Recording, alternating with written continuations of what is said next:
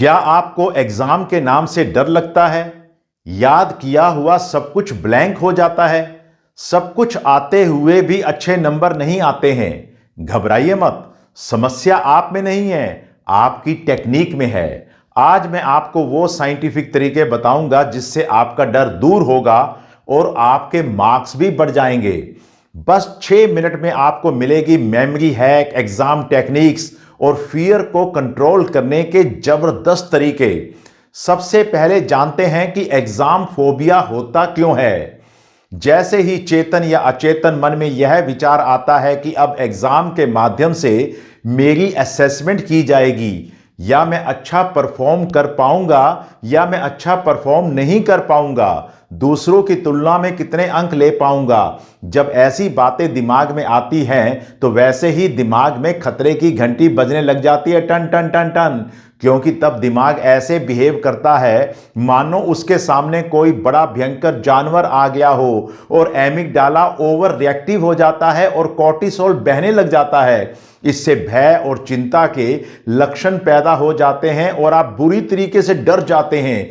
नतीजन logical thinking और memory पर ताला ही लग जाता है और खून का बहाव हाथ पैर की ओर होने लग जाता है, जिससे दिमाग में खून कम जाता है और ऑक्सीजन की सप्लाई भी धीमी पड़ जाती है। मेमोरी को डील करने वाले दिमागी भाग स्ट्रेस को कंट्रोल करने में इतने व्यस्त हो जाते हैं कि नतीजन हमारी मेमोरी का फ्यूज उड़ जाता है।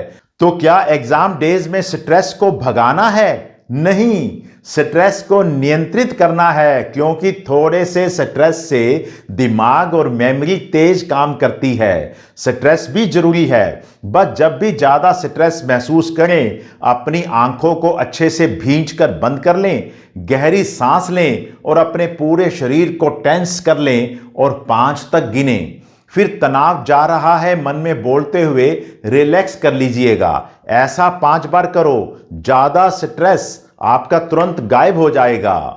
अब आपको मैं वो वैज्ञानिक टेक्निक सिखा रहा हूं जिससे आपका दिमाग एफिशिएंटली काम करने लगेगा, जिससे आपकी मार्कशीट में नंबरों का ढेर लग जाएगा। नंबर 1, एग्जाम डेज में आपने प्रोमोडोरो टेक्निक का प्रयोग करना है। आपने हर 40-45 मिनट के बाद एक 5 मिनट का छोटा सा ब्रेक लेना है, क्योंकि अटेंशन स्पैन थ्योरी के अनुसार हमारा दिमाग लगभग 40 से 45 मिनट तक ही फुल एफिशिएंसी से काम करता है। नंबर 2, जब भी आप किसी को समझाते हैं तो आपको ज्यादा समझ आता है और ज्यादा याद रहता है। इसे फेमेन टेक्निक कहते हैं। बस जब भी मौका मिले अपने किसी साथी को समझाएं या अपने परिवार के किसी सदस्यों को इसके बारे में बताएं, आपको ज्यादा याद रहेगा और वो कॉन्सेप्ट आपको ज्यादा अच्छे से समझ भी आ जाएगा। नंबर 3, पढ़ने के स्थान बदलते रहें या पढ़ते समय बॉडी की मूवमेंट करते रहने से पढ़ाई अच्छी होती है। इसलिए आप पढ़ते समय अपने जेस्चर्स और पोस्चर की मूवमेंट कर सकते हैं, उसे हिलाते रह सकते हैं, या आप चलते चलते भी पढ़ाई कर सकते हैं। प्रसिद्ध मनोवैज्ञानिक एबिंगहास ने अपने प्रयोगों में सिद्ध किया है कि अगर आप याद की गई सामग्री को रिवाइज नहीं करते हैं तो 20 मिनट के बाद इसकी 40% और 1 घंटे के बाद 50% और 1 दिन के बाद 70% मेमोरी उड़ जाती है। इसलिए दिन में अलग अलग इंटरवल्स में याद की गई सामग्री को आपने रिवाइज करते रहना है।